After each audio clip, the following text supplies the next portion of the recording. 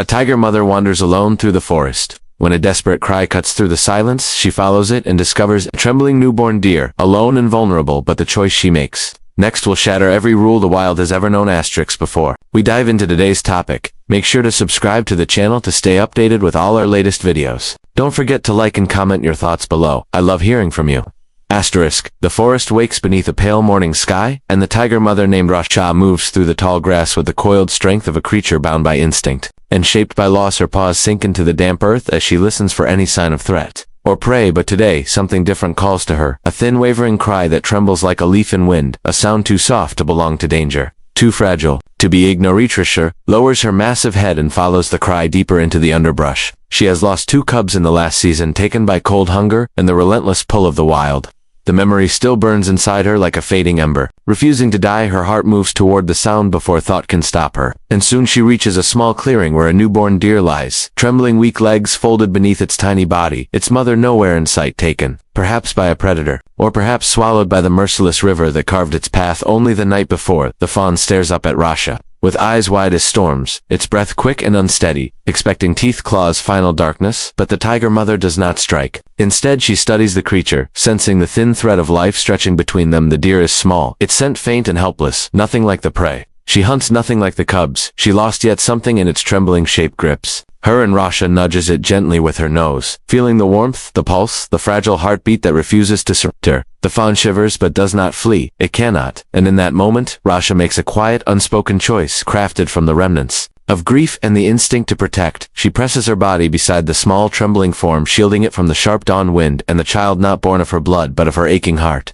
finds safety where none should exist. Days pass as Rasha tends to the fawn, carrying it gently between her jaws. As she once carried her own cubs, she hunts only what she needs and returns to the fawn each time. Laying fresh leaves around it, covering it with her warmth, she teaches it to stand by nudging its legs, guiding its balance, and when it finally stumbles forward on its own, she walks beside it every step. A vow. The forest watches in silence, perplexed and stirred by this unlikely bond. A predator guarding prey, a mother reclaiming purpose through the life of another creature. The fawn grows stronger, its legs surer beneath its small frame. It follows Rasha everywhere, weaving between her stride like a beam of living sunlight against her striped shadow. She names it in her silent way, Little One, and the forest soon learns that any creature foolish enough to threaten the deer risks the fury of a mother who has grieved too deeply to lose again. But harmony in the wild is a fragile thing, born only to break, and the whispers of the forest carry warnings that Rasha does not yet hear. A lone tiger male prowls beyond her territory. Driven by hunger and by the ruthless nature of the beast, the male tiger Koran seeks dominance, claiming land, food, and the right to destroy any young not born of him. He follows the scent of Rasha and the strange companion at her side, his instincts sharpening with every step. One evening, as shadows stretch long across the earth, the fawn wanders toward the river, chasing the shimmer of fireflies drifting like sparks in the dusk. Rasha lies resting nearby, her ears twitching, but tiredness steals her sharpness for a moment. The fawn moves farther than she realizes, its delicate legs carrying it toward danger. With innocent trust, Koran emerges from the brush, his massive form silent as stone, his amber eyes fixed on the tiny shape near the water. The fawn senses something and freezes, trembling every part of its small body, calling for the tiger mother who taught it safety, who taught it warmth, who taught it trust. Rasha hears the cry at last, the thin, urgent sound slicing through the quiet evening, and she rises. At once heart-pounding, muscles coiled, she races toward the river with the speed of a storm, breaking across the sky. But as she arrives, she sees Koran standing before the fawn, his head low, his teeth bared, his body claiming power and threat. Rasha positions herself between the fawn and the intruder, her body towering, her growl rumbling through the earth beneath them. Koran answers with a low snarl filled with warning. He challenges her right to protect the deer, to shield prey, to disrupt the ruthless order of the forest. But Rasha stands firm, her tail lashing, her eyes blazing with the fire of all she has lost and all she refuses to lose. Again the standoff tightens, like a cord pulled to breaking. Koran circles, testing her strength, her resolve. The fawn crouches, low, trembling its small heart, thundering like wings trapped in a cage. Rasha lunges first, a warning swipe that slices through the air. But Koran is strong, hungry, relentless. He pushes forward each step, a promise that he will not retreat. The forest holds its breath as the 2 tigers face one another, predator against protector, instinct against defiance. And in that suspended moment, Rasha must choose between surrendering the fragile life behind her or unleashing the final lesson she has carried within her heart. A lesson shaped by loss, shaped by love, and soon to be carved into the fate of them all. Rasha gathers every ounce of strength. Her claws dig into the earth, her muscles coil, her roar shakes the trees. Corian lunges, and the world narrows to teeth in fury. The fawn huddles low, trembling each breath, a prayer for survival. The fight is violent, brutal, every swipe a testament to instinct, but Rasha fights with a different fire, a fire born of loss of love and of the fragile life she swore to protect. She dodges a crushing blow, narrowly avoiding death, each motion precise, a predator. Shaped by the pain of losing her cubs, yet guided by something gentler, the will to save the Fanya. Struggle stretches across the clearing, dust and broken leaves swirling as claws slash and growls echo. Rasha feints and strikes, each move calculated. The weight of the fawn pressing on her heart like a hammer. Corin growls, frustrated anger and hunger mingling as he charges again.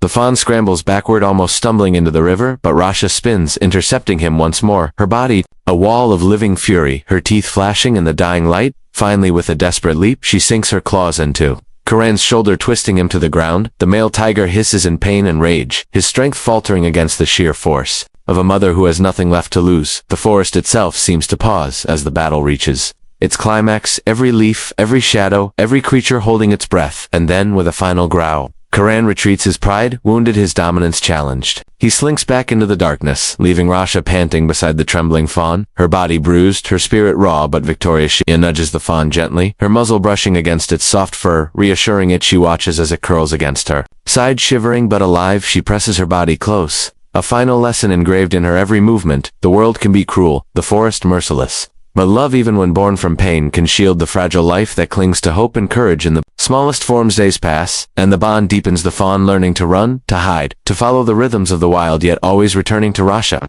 whose stripes mark not only her survival but her role as protector, teacher, and mother. She whispers through touch and glance the lessons of endurance, of vigilance, of the subtle art of living in a world that can take everything without warning. The seasons change, and the fawn grows strong, its legs carrying it farther than the first days of trembling near. The river, the forest watches the strange pair with awe and confusion. A tiger guarding a deer, teaching it the ways of life and danger, a union defying every rule written in tooth and claw, yet sustaining both in the unlikeliest of alliances. Quiet evening, as the sun sets in molten gold, Rasha lies beneath the trees, watching the fawn chase shadows across the clearing, her body tired, but her heart full, for in saving another she has saved herself, in teaching the fawn she has reclaimed the fragments of her own grief. She has shown that even in the brutal wild, a single act of courage can rewrite fate, and that sometimes the fiercest lessons are not for the predator but for the heart that dares to love beyond instinct. The forest hums softly around them, the wind through leaves carrying whispers of survival, of defiance, and of the bond that no shadow can sever. The fawn pauses, looking back at the tiger mother, eyes wide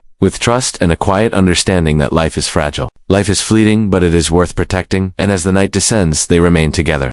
A testament to the power of love forged in loss, and sealed in the final brutal lesson that shatters hearts and rebuilds them stronger. In the quiet, unpunctuated symphony of the wild, stories like these remind us that even the fiercest hearts can show compassion. If this moved you, share it with someone who needs a little wonder today. Don't forget to subscribe for more tales that will inspire, shock, and touch your heart.